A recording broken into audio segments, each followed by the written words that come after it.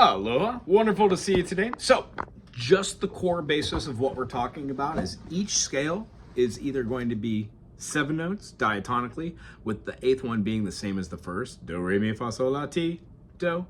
In the key of C, we have no sharps and no flats, so that's the easiest to teach from. When we play a C major, we're talking about C major including the 3 notes that make its triad, C, E, and G. Believe it or not, with 6 strings, each one of these, E, C, E, G, C, E, are the notes that make up C major. Anytime we alter that by adding a note, like in this case, it's adding on the 9th, which is the D note, C, D. Well, it's not the 2, it's the 9, C, D, E, F, G, A, B, C, D. If we kept going, the ones we use are the 9, which is the 2, the 11, which is the 4, and then the minor 6, the relative minor, which would be called the 13th. So if we were to play a C major, turn it to an A and put our C finger there, the A minor with the C bass, and then add the F note, we can see that in the key of C, C, D, E, F is the 4th. So that would be a C, and then you add on the 11. You can name this in a couple different ways if you want to, but the adding is a portion of a triad which changes one note. We'll talk about how to name triads and what notes to put in them, but right now what we're working on is finger muscles, dynamics, and moving through rhythms considered to be 1, 2, 3, 4 common time. Our spider exercises should go all in downstrokes, getting each note to come out nice and clear with our fingers staying attached to the fretboard until we move up to the next one. By doing this, it allows us to stay present on our fretboard so we're not moving our fingers out to the side. The secondary thing besides just our spider exercises would be our teeter-totters. Every chord that you know, like an E major, can be played as secondary fingering. A minor, A minor. Also, we learned today that when we move the E shape, we go up. Forgot to go back down. You like that chord?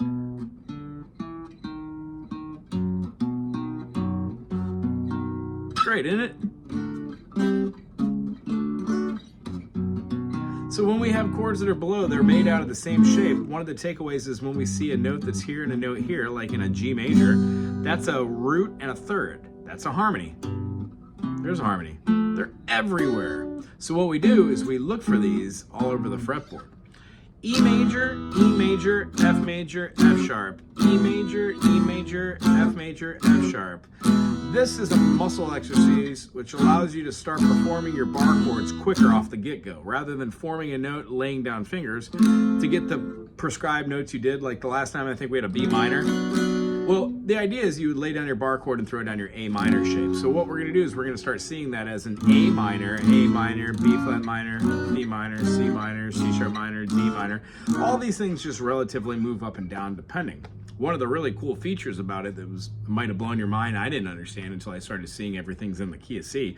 If I were to play a D major, then an A major, then a G major, I can modulate up and play that a half step up. D major, A major, and then a G major, right? And essentially I'd be making my own bar chord. So what we learn how to do is in the key of C. So if you're on the spot and you need to play a song and somebody's like, it's in the key of D, well then you just move this up and play the notes that you know.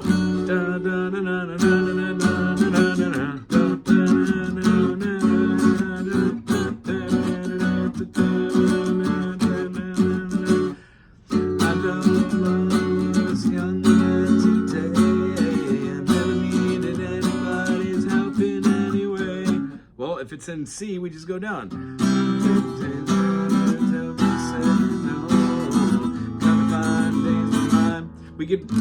We could find all these chords by just doing it in the C and then modulate to the key we're supposed to be in. Why? It's easier to learn in the key of C.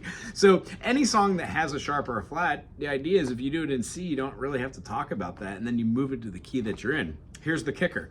When we play C, D, E, F, G, A, B, C, or C, D, E, F, G, A, B, C, or C, D, E, F, G, A, B, C, all 3 scales are what you and I are going to be learning together, and they could be played anywhere.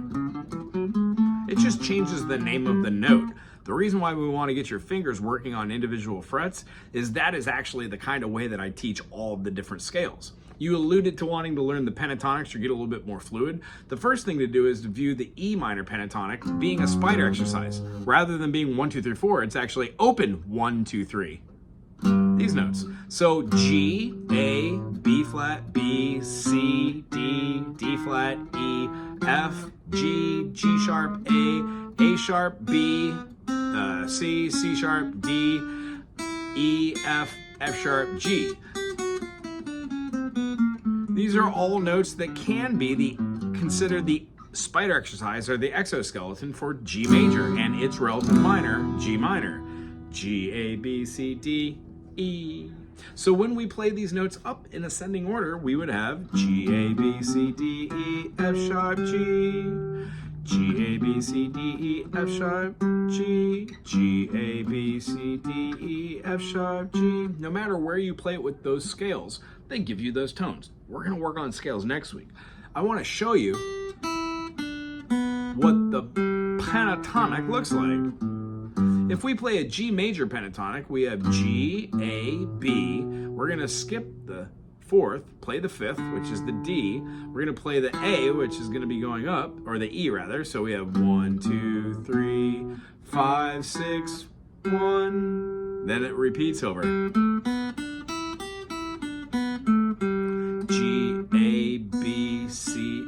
G, A, B, D, E, G. Seeing a pentatonic is only having a 1, 2, 3, and then having a 5, a 6, and a 1 gives us 5 notes. So have fun with those. And the kicker of it is when you play the E minor pentatonic, you would just go down to the open E. E is the open 1, G is the flat 3, A is the 4, B is the 5. We would skip the 6, we would play the flat 7, which is the D, and play the 1. Therefore,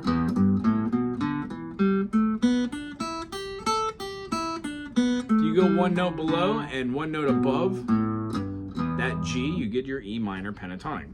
We can talk about how those also would be other places, and we can move them around according to where these shapes are.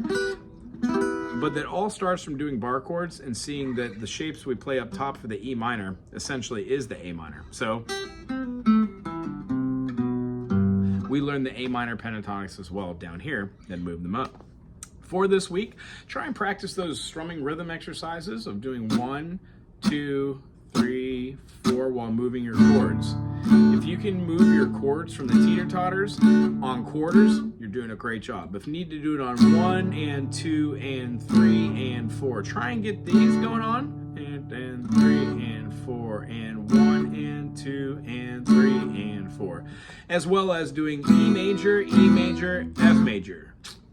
E major, F major. Or A minor, B flat. Or A major, B flat major. The idea is this will get our fingers moving a little bit quicker and better up the fretboard and be more efficient with our bar chords. If there's anything that I didn't cover that you wanted to talk about, we could do that. Just give me a buzz. And as far as this video goes, pay attention to where the scales were. We're not going to have you do those this week, but next week we are starting with that because it's based off of this final concept. The C note that we play for the scales, C, D, E, F, G, A, B, C, is the 1. It's our C major.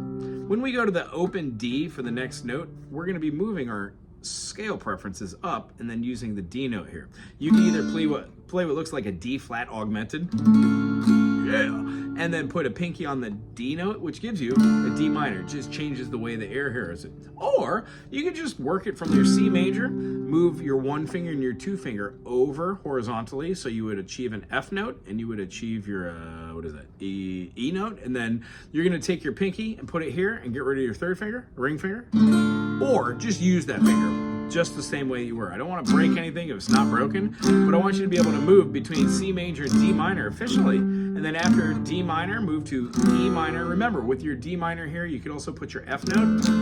Love that chord. You can scoot that up a whole step. That works. When you move these around, you find it different shapes. Just move 1 or 2 fingers.